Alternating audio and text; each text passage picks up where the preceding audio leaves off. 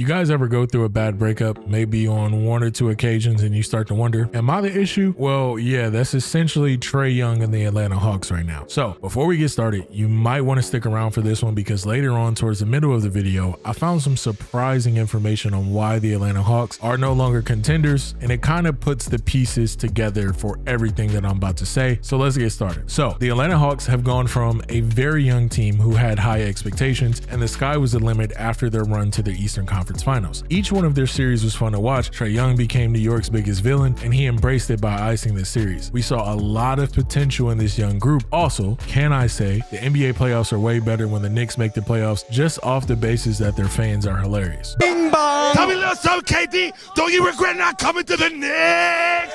Don't you regret not coming to the Knicks? But after their loss to the Bucks in the Eastern Conference Finals, most of us expected they would be there again in some capacity. However, that has not worked out in their favor. Since that amazing season, they have had 2 underwhelming seasons to say the least. Last year, they finished 8th in the Eastern Conference with a record of 43-39 with the first round loss in last year's playoffs. And now they also sit 8th in the Eastern Conference at 29-30. So what exactly has happened with this team? One, let's point out the obvious. With their roster changes, they lost a lot of firepower. They lost an excellent defender in Cam Reddish. Cam Reddish and what he brings to NBA teams is extremely undervalued. As the NBA has moved away from the defense first mentality in some team systems, he just hasn't gotten a fair shake. And I know all of you guys are going to point to the fact that he didn't work in New York either, but what happened with him and Tom Thibodeau has more to do, it's more than basketball. Let's put it that way. There was a reporter, Stefan Bondi, I believe his name is, who works for the New York Daily News, and he stated there was something that he did not feel comfortable reporting on, which means the relationship was basically unsalvageable. So that's why we really didn't see Cam playing out in New York like he was supposed to, but he would be far more suited for Atlanta than he is in New York right now. I think that's pretty obvious. Secondly, they're missing some scoring and veteran leadership. They lost Lou Williams and the departure of Rajon Rondo. That good veteran leadership is something that's also undervalued in locker rooms, especially on a young team. And I say undervalued to the fans because most people don't look at it that way. A lot of guys just look at stats. They see a player, well, what does Rondo contribute? It's his leadership. It's the veteran leadership that's needed. Plus, Rondo has championship experience. So for a young team like the Hawks, that would greatly be needed right now. Another piece they lost, Danilo Gallinari. He's no longer a part of the team. He was shipped off to San Antonio in a trade package, which brought DeJounte Murray to Atlanta. But Gallinari was very good for Atlanta's second unit, contributing almost 12 points on 43% shooting and 38% from 3. So somebody that could spread the floor, somebody that was good for the second unit. They lost a lot of valuable pieces over the years, which have contributed to them not meeting expectations in their championship window, closing rather quickly. But now let's get into the meat potatoes of this conversation and discuss the elephant in the room. They've gone through 2 coaches. With the recent news of Nate McMillan being fired, it's starting to raise some eyebrows about what's going on in Atlanta's locker room. And all reports point to Trae Young, as numerous reports have come out about a soured relationship between their star point guard and Nate McMillan over the months. Let me all remind you of this interview. My goal is to win a championship, and that's all I focus on.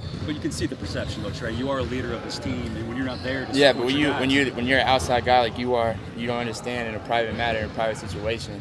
You should probably stay on the outside. Like I said, it's unfortunate that everybody has to understand and know a little bit of the details. So yeah, that was a very cryptic message from Trae Young. And usually when things happen like this, it means what happened in private wasn't very nice at all. But to remind you of this incident, Trae Young suffered a shoulder injury, and Nate McMillan wanted him to come to practice to receive treatment. While he went through walkthroughs, Trae declined that option because he wanted to receive treatment immediately and did not attend practice, which Nate McMillan said if he did not, he would be coming off the bench for the next game. And yeah, Trae Young didn't show up to the game at all. During this time, Nate McMillan was considering resigning, which was well known in the sports world. You could go and look up at any article. But my thing is, Nate McMillan has been through 18 years of coaching in the NBA, and he has an overall record of 764 and 671. He has a winning percentage of 532. This isn't even the worst team he's coached. The worst team he coached was the 2006 Portland Trail Blazers, who boasted a record of 21 and 61. So my question is, what would make him want to resign from a team that that he just went to the playoffs 2 years in a row from. Let's fast forward to his termination, and maybe we can find an answer with that from some of the responses that we got from Atlanta's Hawk players and what they said about his termination. Clint Capella acknowledged the team's inconsistency this season, and it may have stemmed from McMillan's old school way of coaching, not getting through to players. But the most convincing statement, in my opinion, comes from John Collins, who talked about the clear lack of accountability among some players, which obviously he declined to give some names. When we're going through this, you asked the question, so where was Trae Young to give his thoughts on Nate McMillan's firing? He was nowhere to be found. Maybe he had a valid excuse about skipping the questions from reporters, but it just looks like he wanted to dodge the bullet, as the team said he would be available tomorrow when there would not be as nearly much press to answer to. Everything kind of calms down from Nate McMillan's firing. That goes without saying. This looks really bad coming from Trae Young, especially their star player who clashed with not only Nate McMillan, but Lloyd Pierce as well. And with teammates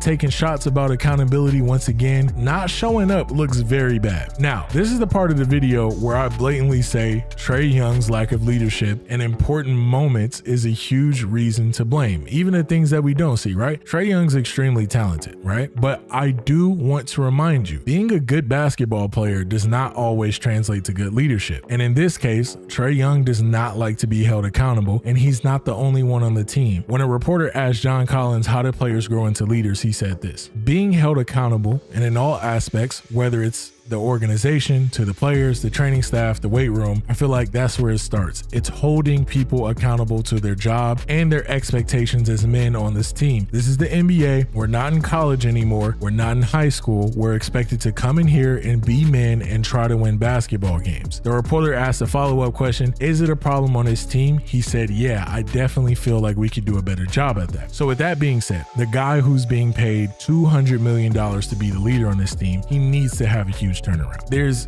obviously some of his teammates are pointing to him. He has time to develop as a leader. He's only been in the league for 5 years, but it needs to happen ASAP. And I would say that he needs the right coach, but the thing is, he had the right coach. From the sentiment shared around the locker room from management to the players, Nate McMillan was the perfect guy for the Atlanta Hawks locker room. He has coached stars before, he's gone through adversity before, but unfortunately, as an organization, when you have to choose between your head coach and your star player, 9 times out of 10, the coach will have to bite the bullet. This could be a huge blow for the Atlanta Hawks. Now, to Trae Young, again, we don't get to see a lot of what happens off camera outside of when these guys are on the court, but it looks like there needs to be a culture shift in the Atlanta Hawks locker room. And I truly believe that Nate McMillan was that guy, but I think egos got into the way. And that's a lot of what we see with these young stars. They're coddled in AAU, they're coddled in college, they're coddled in high school, they're never told no. So when you meet a head coach, shout out to Nate McMillan, he's been a player before. Lloyd Pierce is also a great coach, but when you get to the NBA and there's a different level of accountability, some guys are going to struggle with that.